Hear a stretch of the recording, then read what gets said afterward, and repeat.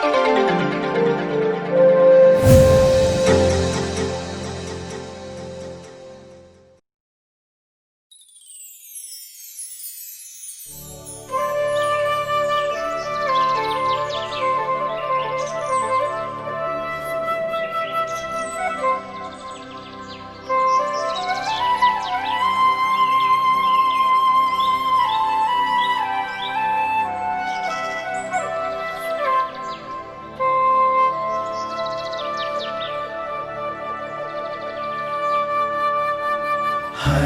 घर में ईश वचन, सत्य वचन, जीवन वचन। हर घर में ईश वचन, हर घर में ईश वचन। संत लूकस के अनुसार प्रभु यीशु का सुसमाचार अध्याय 4 पर संख्याएं 14 से लेकर 22 तक। आत्मा के सामर्थ्य से संपन्न होकर ईसा गलीलिया लौटे और उनकी ख्याति सारे प्रदेश में फैल गई। वह उनके सभागृहों में शिक्षा दिया करते और सब उनकी प्रशंसा करते थे। ईसा नाजरत आए जहाँ उनका पालन पोषण हुआ था। विश्राम के दिन वह अपनी आदत के अनुसार सभागृह गए। वह पढ़ने के लिए उठ खड़े हुए और उन्हें नबी इसायाह की पुस्तक दी गई। पुस्तक खोलकर ईसा ने वह स्थान निकाला जहाँ लिखा है, प्रभु का आत्मा मुझ पर छाया रहता है, क्योंकि उसने मेरा अभिषेक किया है। उसने मुझे भेजा है जिससे मैं दरिद्रों को सुसमाचार सुनाऊं, बंदियों को मुक्ति का और अंधों को दृष्टिदान का संदेश दूं, दलितों को स्वतंत्र करूं और प्रभु के अनुग्रह का वर्ष घोषित करूं। ईसा ने पुस्तक बंद कर दी और वह उसे सेवक को देकर बैठ गए।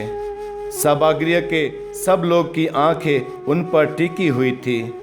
तब वह उनसे कहने लगे, धर्म ग्रंथ का यह कथन आज तुम लोगों के सामने पूरा हो गया है। सब उनकी प्रशंसा करते रहे। वे उनके मनोहर शब्द सुनकर अचंभे में पड़ जाते और कहते थे, क्या यह यूसुफ का बेटा नहीं है? यह प्रभु का सुसमाचार है।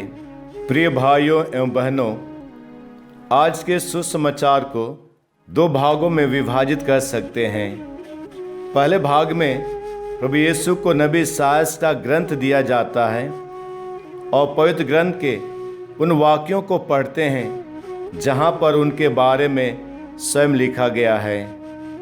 और दूसरे भाग में लोग यह सब देखकर आश्चर्यचकित हो जाते हैं और उनके ऊपर संदेह जताते हुए कहते हैं कि क्या यह यूसुफ का बेटा नहीं है?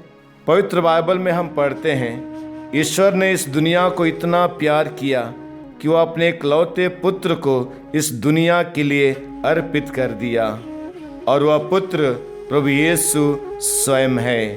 अर्थात ईश्वर स्वयं पुत्र अर्थात यीशु मसीह बनकर इस धरा पर आए, और उनके आने का उद्देश्य आज के सुसमाचार में स्पष्ट हो जाता है।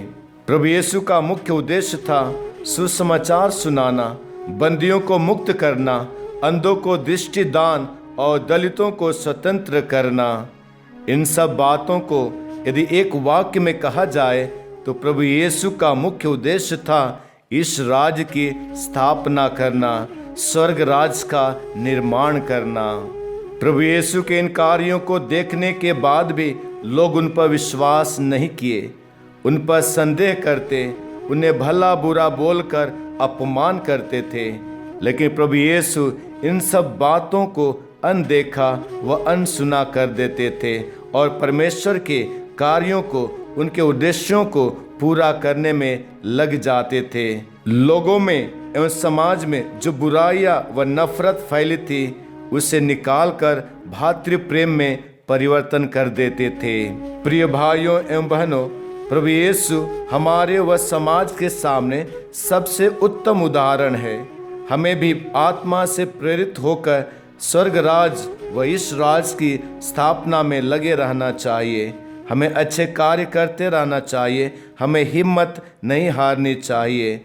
लोगों को मदद करना, बेसहारों का सहारा बनना, दूसरों को मार्गदर्शन करना, दूसरों से प्रेम से बोलना, यही हमें स्वर्ग राज की ओर ले चलता है। आमीन।